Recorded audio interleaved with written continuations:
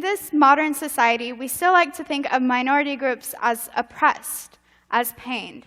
We still consider minorities often, commonly and subconsciously, they are still considered to be objects, victims of hate crimes, and not real enough to the point where we see them as real, as complex, as beautiful, as imaginative, which evokes the suggestion that we think that these people can't possibly be the leaders of their own societal change, that we think that they aren't human enough to be properly represented in all forms of education, which dictates the cultural world outside of it. Think about it. Who can you name who is a female scientist other than Marie Curie? Who can you name that is an Asian politician in the US? Uncensored art is the only place where we see true representation, where names like Frida Kahlo and Vincent van Gogh reign with parity. Autistic, redheaded, black, female, deaf, gay, individuals are depicted as more than just a single label of their identity. They are judged on their brains, on their emotions, on their talent. It wouldn't be my history teacher who first taught me of any POC culture outside of slavery, outside of Japanese internment camps, outside of the world wars. It would be Miss Conti, my art teacher, who first mentioned the pharaohs and their pyramids, who first mentioned the Huns and their revolutions and weaponry, who first mentioned Guan Stewart Belford Jr. in space, Bessie Coleman in her plane, and Senator Mazie Hirono in her seat later on. The first to mention accomplishments, not abuse stories. She would also be the one who took me to the Blanton to see the works of El Anatsui, the man who reminds us that we are all connected through handmade links, and that broken doesn't directly translate to ugly or wasteful. Art is what single-handedly combated my instinct to follow the institutionalized isms, and as I drifted away from it later on, I began to realize how racism, ethnocentrism, and so on are so heavily normalized in American society. How when I used to play I Spy, it was probably easier to spy, say, sexism than something the color blue. Our textbooks like to think that people who are not in the majority have not accomplished anything, or they like to forget certain pieces of stories, such as how Imperial Britain led to the downfall of Africa, or how Hitler forcibly sterilized African Germans, or how he viewed Muslims much the same way that he viewed Jews. Why? Because our media, our art, is scanned when it is put into textbooks, into curriculum, into our minds to create what Chimamanda Ngozi Adichie referred to as a one-sided story in her own TED Talk. Ignorance is a problem that must be solved, and one powerful way to do that is through art. Everyone here probably thinks that English is the next lingua franca, or that it currently is, but I argue art is the only true universal language. It's the only language that can communicate to those who are deaf, mute, blind, to all of those who are alienated in this misogynistic, heteronormative, whitewashed, able-bodied, English-speaking society. It is the only thing that combats our idea that victims can be blamed for their own assaults. In this society where we are told that to have a funny joke, it must be at the expense of someone else. In this society where we are taught that it is okay to be abusive, neglectful, and ignorant. Art is an innovation. Art is drawing unconventional conclusions to an equation with multiple outcomes. It's a map that has connected thousands of societies since 15,000 BCE when JK, maybe. Okay. When the Lascaux cave paintings were said to, the first findings of Paleolithic spirituality were said to have been created. Historical evidence like the Lascaux and Chauvet caves raised the question, what first drove people to create art? Art and psychology are closely tied. In Edward Hare's work, Creativity and Mental Illness, he writes, The continuance of modern society is based on a flow of original ideas. He later writes that a parallel theory of genius emphasizes its social origins. On this theory, innovators are commonly people of ability who, for social or genetic reasons, become social oddities. It is their sense of conflict with society that drives them to express unorthodox ideas. During the time that these cave paintings were created, people were first starting to develop consciousness, first starting to realize that life is more than just a happy tune that you can dance to by yourself in your room. It's a multifaceted song that often requires us to find faith in one thing or another in order to resolve our societal conflicts, in order to move forward in our fields, in order to move forward into the fields that I will hereby generalize as art.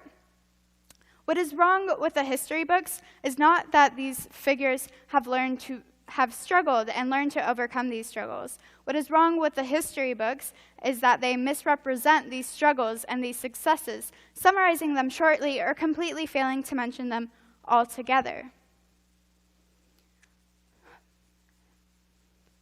Which brings me to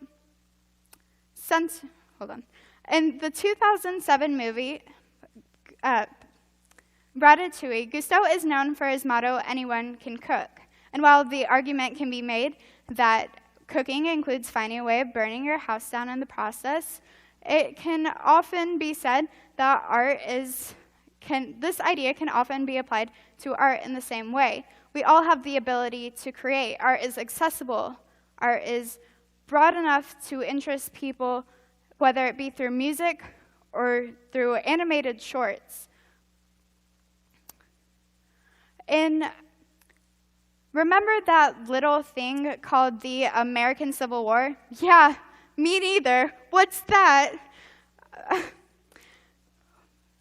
Well, I mean, that's probably what future generations are going to say with new cuts in Texan textbooks. In 2015, Patty Hardy, a Republican representative, declared slavery a side issue of the Civil War, which means that most mentions of it will be diluted or they will be completely omitted in upcoming years. Other things to go, mentions of the Ku Klux Klan and other extreme hate crimes often done in the name of Christianity or done by white people will be obliterated.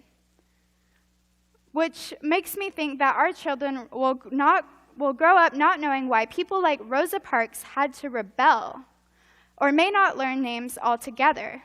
But what has already been omitted from our textbooks? JK. Anyway, what has already been omitted from our textbooks? Well, the 17th century ban of Irish immigrants and prejudice towards hiring Irish immigrants is often completely skipped over.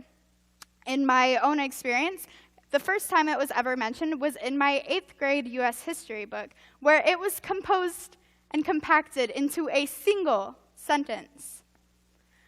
Other things that we don't think about because, they're cut from curriculum is like how Thomas Jefferson repeatedly raped his slave Sally Hemings and forced to free her. Oh, that's not important. What? Okay. Other things that have been limited or censored are Chinese American culture. It's often compacted down to the creation of Chinatown during the gold rush. Vietnamese culture directly equates to the Vietnam War, and nothing more and nothing less. And I don't personally think that the LGBT plus community has ever been represented outside of the AIDS epidemic, if even that, because it's a sensitive topic, much like the next thing I'm about to say. Women were forced to be used as sex workers, especially at Auschwitz. Did any of you know that? I didn't. My teachers have never said anything along those lines.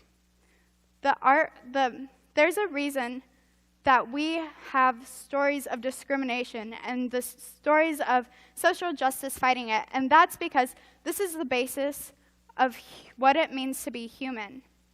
Education of and response to social injustice is what creates the outcome of what our future generations will look like. It's what teaches kids how to act. It's what builds their character.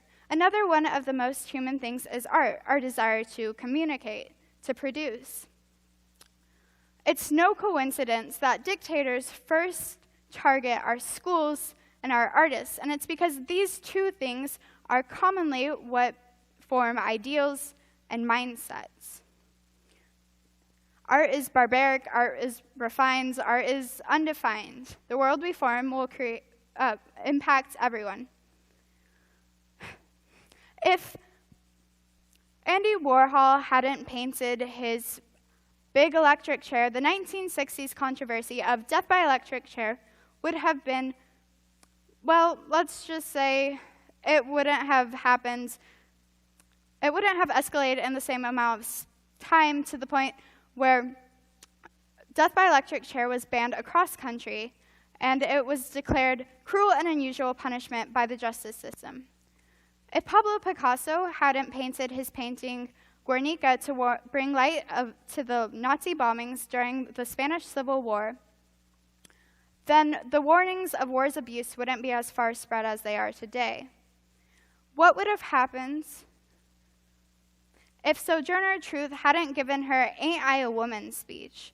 Would sexism and dehumanization of Black people be even worse than it is today? Would the Mexican Revolution still have succeeded? Would Castro still have won in Cuba without the help of street artists? Would the anti-war movement have escalated to the point, or have skyrocketed without the works of Yoko Ono or Imagine by the Beatles? It's hard to say what our world would look like today without the conceptual art and the movements that have followed them. Which brings me to my first main point. Art is a function of society, and society is a function of art. This means that art drives human perception and development, and two, that because of this, art can be used as a successful platform for activism. For activism. In Lerner's article, Global Art Through Time, A Global View, they write, human experience has been logged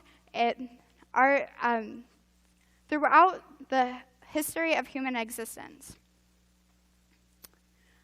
It has showed us how people have thought over time, how they have had beliefs about certain ideals, etc., etc. It has connected people.